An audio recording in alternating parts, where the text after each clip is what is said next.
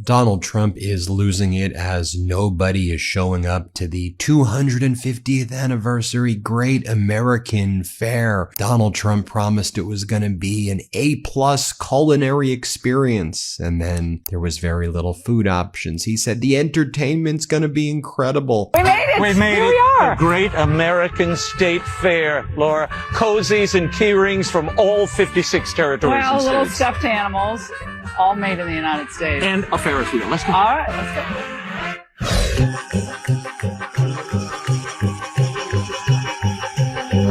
They're thin outfits. Yeah. This is the space loungewear.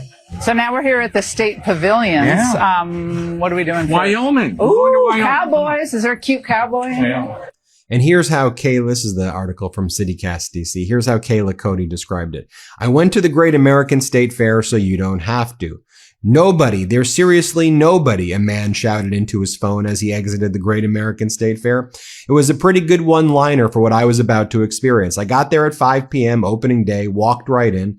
Despite being one of America 250's biggest attractions, there was no line. Suddenly, I was a lone Sims character dropped into a brand new game.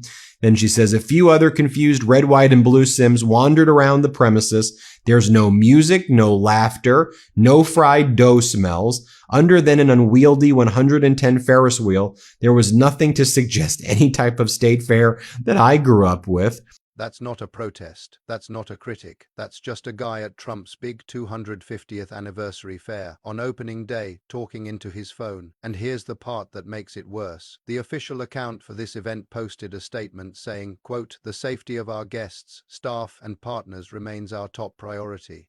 What guests? What partners? There was nobody there to keep safe. Let's start with what was actually working, because the list is short. The power kept cutting out across the food tents, lights flickering on and off all day. The Ferris wheel, one of the only rides at the entire fair, was broken, not occasionally broken, broken for the whole event, a 16-day exhibition on the National Mall, and the single ride people came for didn't run. Then there's the food. Trump promised an A-plus culinary experience. What people actually found was a nearly empty food hall, a few sad burgers sitting under heat lamps for hours, and ice cream melting because the power kept going.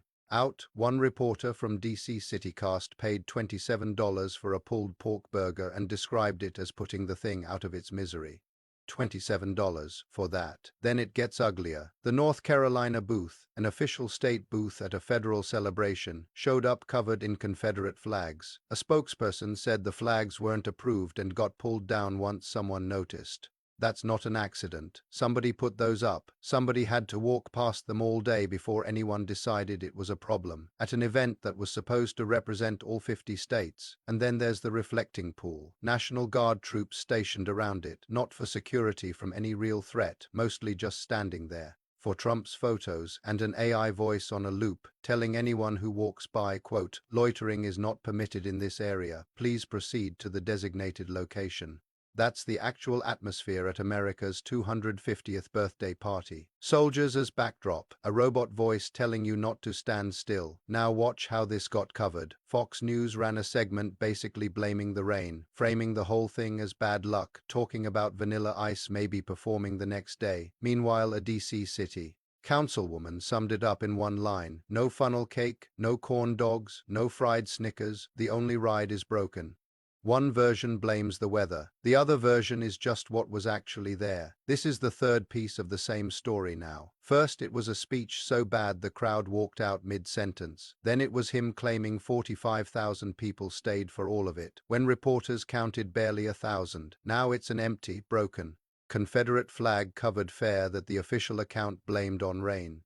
3 different events, same exact gap every single time between the story he tells and what people actually saw with their own eyes. So tell me, out of all 3, which one is the most embarrassing to you? The empty speech, the fake crowd number, or this fair? Comment below.